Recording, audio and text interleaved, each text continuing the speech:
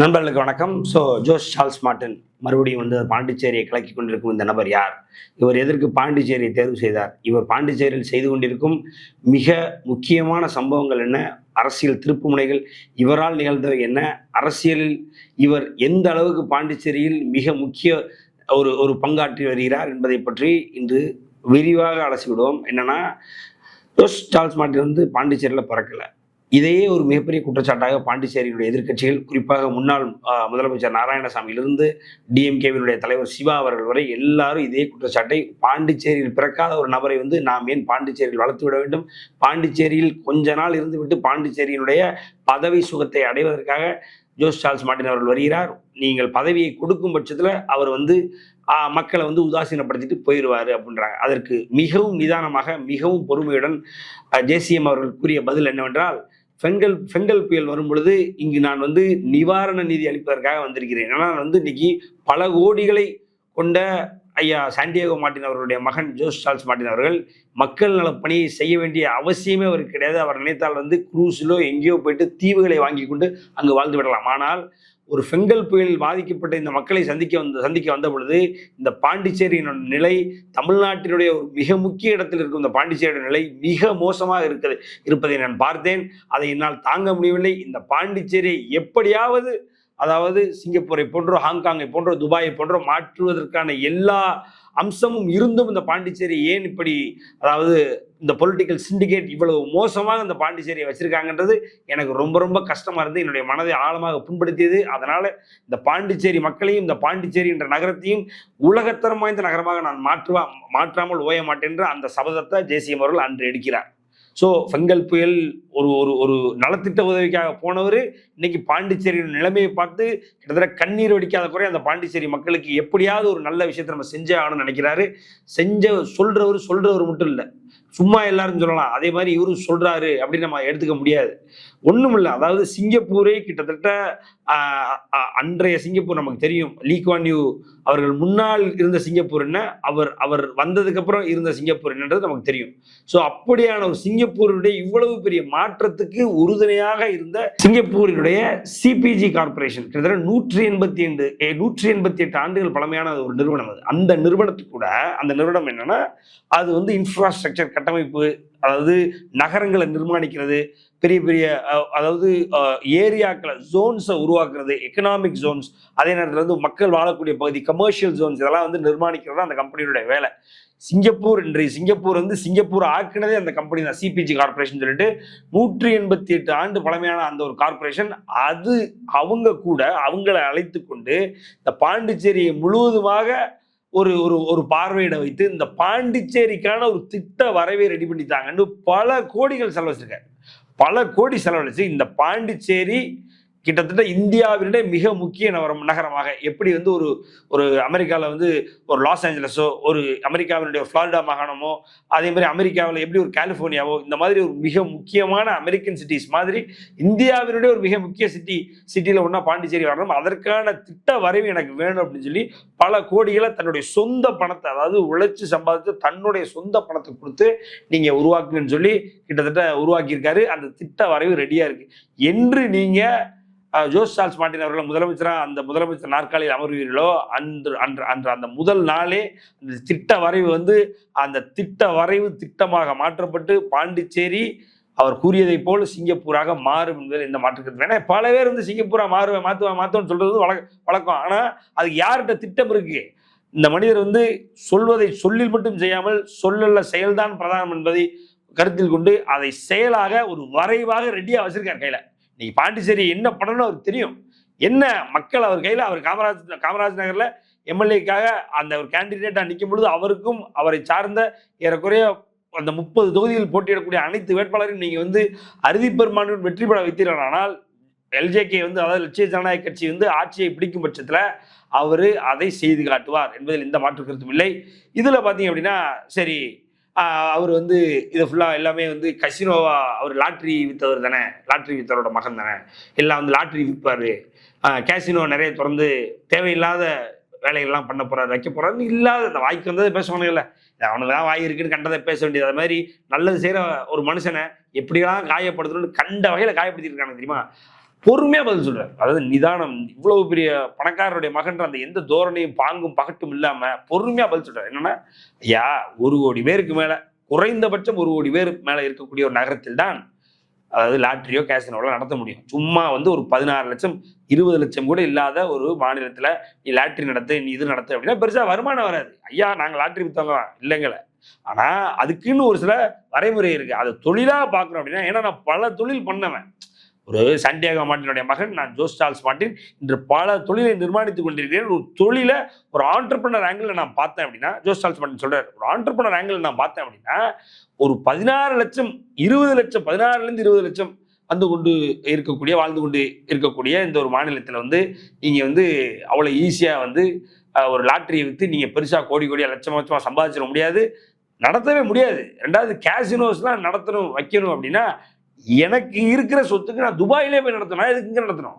உங்ககிட்ட நான் எதுக்கு கஷ்டப்படுறோம் சார்? பெங்கல் புயலுக்கு நான் அதாவது உங்க எல்லாருக்கும் நல்லது செய்ய வரும்போது ரொம்ப கஷ்டத்திலையும் விளிம்பு நிலையில இந்த மக்கள் இருக்காங்க. இப்படி கஷ்டத்திலையும் விளிம்பு நிலையில் இருக்கக்கூடிய மக்களுக்கு நடுவுல நான் எது கேசினோ வைக்க போறேன்? எனக்கு என்ன சார் வருமானம் வரும்? எந்த மாதிரியான ஆங்கிள், தப்பான ஆங்கிள் நீங்க யோசிக்கிறீங்க அப்படின்னு சொல்லி அனைத்து இந்த எதிர்க்கட்சியினுடைய இந்த பூடகங்களுக்கும் ஒரே வாய்ப்புட்டாக அன்னைக்கு ஜோஸ் சார்ல்ஸ் மார்ட்டின் அவர்கள் போட்டார். மொத்த புதுச்சேரியும் அவரை பார்த்து வியந்தது. சரி, இதெல்லாம் அரசியல். அவர் அதாவது இன்னைக்கு அரசியலுக்கு வந்துட்டாரு. எல்லாரும் என்ன எதிர்பார்க்குறாங்க அப்படின்னா, ஜோஸ் சார்ல்ஸ் மார்ட்டின் முதலமைச்சர் ஆகணும், அவர் தனியாக நிற்கணும் அப்படின்னு தான் எல்லாரும் பொதுவாகவே ஒரு புதுமை, ஒரு பொலிட்டிக்கல் சிண்டிகேட் கிட்டத்தட்ட 50-100 வருடங்களாக இருக்கக்கூடிய என்ஆர் காங்கிரஸ் ஐயா ரங்கசாமி அவர்கள் ஒரு செயல், நாராயணசாமி ஒரு செயல், சிவா ஒரு செயல், அதிமுக, அப்படி பல கட்சிகள் ஆண்டு அனுபவித்து மக்களை கிட்டத்தட்ட சூறையாடி அவங்க பணத்துல வாழ்ந்துகிட்டு இருக்காங்க. அப்ப ஒரு புது கட்சி வரும் பொழுது மக்கள் என்ன எதிர்பார்ப்பாங்க? ஜோஸ் சார்ல்ஸ் மார்ட்டின் அவர்களே யாரு கூடி போய் சேராதீங்க, யார் உடிப்பு சேராம நீங்க தனியா நின்று நீங்க ஜெயிச்சு நீங்க சிஎம் ஆகி எங்களுக்கு நல்லது பண்ணுங்கன்னு கேட்பாங்க. இது சாதாரண ஒரு நிதர்சனம். ஆனா இவரு என்ன சொல்றாரு அப்படின்னா, நீங்க சொல்றது நியாயம்தான், ஆனா தேர்தல் வெற்றின்றது பல தேர்தல் கூட்டணி கணக்குகளை வச்சுதான் என்னைக்குமே நடந்திருக்கு. ஐயா எம்ஜிஆர் அவர்கள் 1977 ஜெயிக்கும் பொழுது கூட கூட்டணியில் தான் ஜெயிச்சார், தனியா நின்று ஜெயிக்கல. அதே மாதிரி பலர் இன்றும் கலைஞர் போன்றவர்களே, மிகப்பெரிய அரசியல்வாதியாக கலைஞர் போன்றவரே கூட்டணியை வைத்து ஆட்சி அமைத்தது மட்டும்தான் வரலாறு. ஒரு சில எக்ஸப்ஷனல் கேசஸ் அப்படின்னா, ஜெயலலிதா அவர்கள் 2 முறை ஜெயிச்சது, அதாவது 2 முறைனா ஒரு சட்டமன்றத்திலையும் ஒரு நாடாளுமன்றத்திலையும் ஜெயிச்சது அறுதி பெரும்பான்மையோட தனித்து நின்று ஜெயிச்சாங்க. அது ஒரு சில எக்ஸப்ஷன்ஸ். ஆனா பெரிய அளவில் பார்த்தீங்க அப்படின்னா நீங்க கூட்டணி தான் ஜெயிக்கணும். அதனால ஒரு அரசியல நான் ஒரு எனக்கு ஸ்ட்ராட்டஜி தெரியும். நான் ஒரு தொழில், ஒரு மிகப்பெரிய தொழில் சக்கரவர்த்தி. அப்ப எனக்கு தொழில் தெரியும். எதை வெற்றியை எப்படி நம்ம உருவாக்க வேண்டும், எப்படி மக்களுக்கான வெற்றி, என்னை நம்பியவர்களை எப்படி வெற்றி பாதையில் அழைத்துட்டு போகணும் அப்படின்றதெல்லாம் எனக்கு தெரியும். ஸோ ஸ்ட்ராட்டஜைஸ் பண்ணும்போது கூட்டணி தான் சரியான கணக்கு. அப்ப நான் யாரோ ஒருத்தர் கூட கூட்டணி போனாலும் இல்லை, என்னுடன் யாரோ ஒருத்தர் கூட்டணி இருந்தால் கரெக்டா இருக்கும்.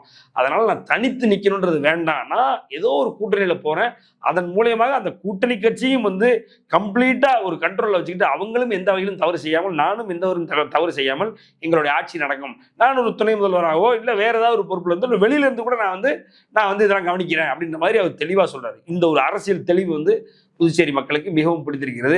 அது இல்லாம புதுச்சேரியில அரசியல்வாதியா ஆயிட்டாரு, ஆனா ஆட்சி அதிகாரத்துல இன்னும் உட்கார்ல. புதுச்சேரி மக்களுக்கு கிட்டத்தட்ட இப்பயே ஒரு சிஎம் என்னென்னலாம் பண்ணுவாங்களோ, ஒரு எம்எல்ஏ என்னென்னலாம் பண்ணுவாங்களோ, ஒரு எம்பி என்னென்னலாம் பண்ணுவாங்களோ அதெல்லாம் பண்ணிட்டு இருக்காப்ல. ஒரு எடுத்துக்காட்டுக்கு பார்த்தீங்க அப்படின்னா, அதாவது அங்கு போலி மருந்து ஒரு விவகாரம் வருது, ஒரு நியூஸ்ல வருது போலி மருந்து அப்படின்னு சொல்லி. இதை ஒரு நியூஸா பார்த்துட்டு படிச்சுட்டு நம்மள மாதிரி விடாம அதை மிகப்பெரிய பூதாகரமாக்கி அங்க சட்டமன்றம் வரைக்கும் பேச வச்சு, யாரு? ஜோஸ் சார்ல்ஸ் மார்ட்டின் சட்டமன்றம் வரைக்கும் அதை பேச வச்சு கிட்டத்தட்ட சட்டமன்றத்தையே கலங்கடிச்சு அந்த பிரச்சனைய மிக வீரியமான ஒரு பிரச்சனையா மாத்தி அதை கட்டுக்குள் கொண்டு வந்தார். இதை ஒரு எம்எல்ஏவோ ஒரு அமைச்சரோ கூட செய்ய முடியாது. ஒரு எதிர்கட்சி தலைவர் கூட செய்ய திண்டாடிட்டு இருக்க நேரத்துல ஒரு அரசியல் அதாவது கத்துக்குட்டி என்று அழைக்கப்படுகின்ற ஜோஸ் சார்ல்ஸ் மார்ட்டின் உள்ள இதை செஞ்சிருக்காரு அப்படின்னோடனே என்ஆர் காங்கிரஸுக்கு கிட்டத்தட்ட இல்லை, அதுதான் உண்மை. ஸோ அப்படியான ஒரு இடத்துல இன்னைக்கு அவர் இருக்கிறார்.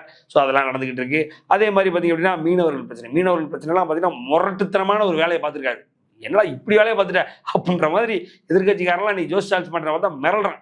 என்னன்னா 30 மீனவர்கள் பார்த்தீங்க அப்படின்னா இலங்கையினுடைய அந்த கடற்படையினால உள்ள சிறைபிடிக்கப்பட்டிருக்கிறாங்க. ஒன்றும் இல்லை, இலங்கையில் உள்ள அமைச்சரை கூப்பிட்டு உட்கார்ந்து பேசி அதில் கிட்டத்தட்ட இவருடைய மூத்த வக்கீல்கள் அனைவரையும் உள்ள கொண்டு போய் வக்கீல்களை வைத்து பேசி வாதாடி 30 பேர்ல 27 பேரை அதாவது விடுவிக்க வச்சு, அதுக்கப்புறம் பார்த்தீங்க அப்படின்னா அந்த மீனவர்கள் அவர்களுடைய பிரச்சனையை வந்து உட்கார்ந்துருக்கிற அமைச்சர்கிட்ட பேசுற அளவுக்கு ஒரு களத்தை உருவாக்கி கொடுக்குறாரு. இது இங்க தமிழ்நாட்டிலே நடந்தது இல்லைங்க. தமிழ்நாட்டிலே நடந்தது இல்லை. பாண்டிச்சேரியில் இந்த மனுஷன் எந்த ஒரு ஆட்சி அதிகாரத்திலும் இல்லாமல் சாதாரண சாமானியமா ஒரு புதுசா ஒரு கட்சி ஆரம்பிச்சு உட்காந்துட்டு கிட்டத்தட்ட அதாவது இலங்கையில் இருக்கக்கூடிய ஒரு அமைச்சரை இங்கு உள்ள மீனவர்கள் அவங்க பிரச்சனை போய் சொல்ல வைக்கிறாங்க. அப்ப இந்த இலங்கையில் உள்ள அந்த அமைச்சர் கனெக்ட் ஆகுது. ஆகா சரி ஓகே, நான் ஏதாவது போய் பேசி பார்க்குறேன், என்னால் முடிஞ்சதை நான் பண்றேன், இப்போதைக்கு இந்த 30 பேர்ல நான் 27 பேர் ரிலீஸ் பண்றேன் அப்படின்னு சொல்லி அவர் ரிலீஸ் பண்றாரு. இந்த சம்பவத்தை தமிழ்நாட்டில் கூட கேரளாவில் கூட அவர் நடத்தியதில்லை. இதை பாண்டிச்சேரியில் முதலாக நடத்தி காட்டிய அரசியல் சாணக்கியர் ஜோஸ் சார்ல்ஸ் மார்ட்டின் அவர். ஸோ அதனால அவருக்கு ஒரு லாங் வே டு கோ, அதில் எந்த மாற்று கருத்தும் இல்லை. முதலியார்பேட்டை, நெல்லித்தோப்பு, பாகூர், காமராஜ் நகர், இதுதான் கிட்டத்தட்ட அந்த 4 முக்கியமான தொகுதியில் ஏறக்குறைய டெய்லியும் 5000 பேருக்கு சாப்பாடு போடுறாரு. அதாவது ஜோஸ் சார்ல்ஸ் மார்ட்டின் அவருடைய ஆஃபீஸ், ஜேசிஎம் அவருடைய ஆஃபீஸுக்கு போனால் டெய்லியும் சாப்பிடலாம். பாண்டிச்சேரி மக்கள் இதை புரிஞ்சுக்கோங்க. தயவு செஞ்சு ஜோஸ் சார்ல்ஸ் மார்ட்டின் எங்கே இருக்கிறான்னு தேடி போங்க. பசியில் கஷ்டப்பட்டு ஒன்றும் இல்லாமல் சாப்பிட்றதுக்கு வழி இல்லாமல் இருந்தீங்கன்னா அவர் உங்களுக்கு சாப்பாடு போடுறார். இது டெய்லியும் நடக்குது. இதை ஏறக்குறைய பாண்டிச்சேரியில் யாருமே பண்ணதில்லை. இவர் தான் இதை பண்ணிக்கிட்டு இருக்காரு. அது இல்லாமல் இன்னைக்கு ஓப்பனாக சொல்கிறேன், அதாவது நீட் தேர்வு இன்னைக்கு எத்தனையோ மாணவ மாணவிகள் இன்னைக்கு நீட் தேர்வு எழுதியாகன்ற ஒரு சூழல் இருக்குது. அந்த நீட் தேர்வில் எழுதுனதுக்கு அப்புறம் கூட நீங்கள் பாஸ் ஆனதுக்கு அப்புறம் கூட நீங்கள் பெரிய ஃபீஸ் பே பண்ண வேண்டியிருக்கோம். ரைட்டுங்களா? ஸோ அப்படியான ஒரு நிலையில் இருக்கும்பொழுது நான் நீட் தேர்வில் பாஸ் ஆகிட்டேன் அப்படின்னா, ஆனால் என் குடும்பம் கஷ்டப்படுற குடும்பம், என் குடும்பம் ஏழை குடும்பம், ஏழப்பட்ட குடும்பம் அப்படின்னா ஒன்றும் இல்லை, உங்களுக்கு உங்கள் அண்ணனாக ஜோஸ் சார்ல்ஸ் மார்ட்டின் உங்களுடைய கட்டண செலவு, அதாவது படிப்பு செலவை அவர் ஏற்றுக்கிட்டு அவர் பண்ணியிருக்காரு. ஏற்கனவே 15 லட்ச ரூபா வரைக்கும் வெளியில் பண்ணியிருக்கிறார். அதே மாதிரி உருளையம்பேட்டையில் கிட்டத்தட்ட ஒரு 7 பேருக்கு மேலே இறந்துருக்காங்க. வெறும் அரசு விநியோகித்த அந்த நச்சு கலந்த தண்ணீரை குடிச்சு 7 பேர் இறந்துருக்காங்க. ஒரு வீட்டுக்கு 1 லட்சம் கொண்டு போய் கொடுத்துருக்காரு. அது மாதிரி வாரி வழங்கிட்டு இருக்காரு. அதாவது பணக்காரனுடைய மகன் என்னைக்குமே அதாவது அழிஞ்சு போனதான் வரலாறு. குறிப்பா மக்களையும் அழிப்பான், அவனும் அழிவான், அவன் நண்பர்களையும் அழிப்பான், அவனும் அழிவான். இதுதான் பணக்காரனுடைய மகன் செய்வான். ஆனா இந்த பணக்காரனுடைய மகன் ஏழை பங்காளனாக இருப்பது பாண்டிச்சேரி மக்களுக்கு ஒரு கூடுதல் சிறப்பு. அதனால இப்படி ஏறக்குறைய நமக்கு நல்லது பண்ணணும்னு வர்ற ஒரு மனுஷனை நீங்க உதாசீனப்படுத்திடாதீங்க, அவரை ஏளனமா பார்த்துடாதீங்க. கண்டதை சொல்லதான் செய்வான். அதை நம்பிட்டு இவரை நீங்க மிஸ் பண்ணிடாதீங்க. இது ஒரு மிகப்பெரிய சொத்து. இந்த சொத்தை நீங்க இழந்துட்டீங்கன்னா நீங்க கஷ்டப்படுவீங்க. ஒரு எடுத்துக்காட்டுக்கு சொல்ற பாருங்க, அதாவது அவர் மகளிருக்கான வாக்குறுதிகள் கொடுத்தார். மகளிருக்கான வாக்குறுதிகள் ஏறக்குறைய அங்க பாண்டிச்சேரியில் பட்டி தொட்டி எங்கும் பேசப்பட்டு ஏறக்குறைய அந்த வாக்குறுதிகளை களவாண்டு என்ஆர் காங்கிரஸும் டிஎம்கேவும் அங்க வாக்குறுதி கொடுக்கக்கூடிய ஒரு நிலைமையை உருவாக்கி இருக்கிறார் ஜேசிஎம் அவர்கள். ஸோ அதனால இவர் அதாவது பாண்டிச்சேரியிலிருந்து அப்புறப்படுத்தவே முடியாத ஒரு சக்தி. பாண்டிச்சேரியினுடைய மிக முக்கியஸ்தர், மிகப்பெரிய கட்சி, மிகப்பெரிய ஆளுமையாக மாறிட்டார். இனி பாண்டிச்சேரி மக்கள் எடுக்கக்கூடிய முடிவு தான் இன்னைக்கு ஜோஸ் சார்ல்ஸ் மார்ட்டினை நீங்க அங்க சட்டமன்றத்துக்கு அனுப்புறீங்களா இல்லையான்றதை மட்டும் நீங்க தான் முடிவு பண்ணணும். முடிவு பண்ணி அதற்கான சரியான ஒரு சம்பவத்தை நீங்க பண்ணிட்டீங்க அப்படின்னா பாண்டிச்சேரியினுடைய வளர்ச்சியை, பாண்டிச்சேரியினுடைய முதிர்ச்சியை எவன் நினைச்சாலும் தடுக்க முடியாது. நன்றி, வணக்கம்.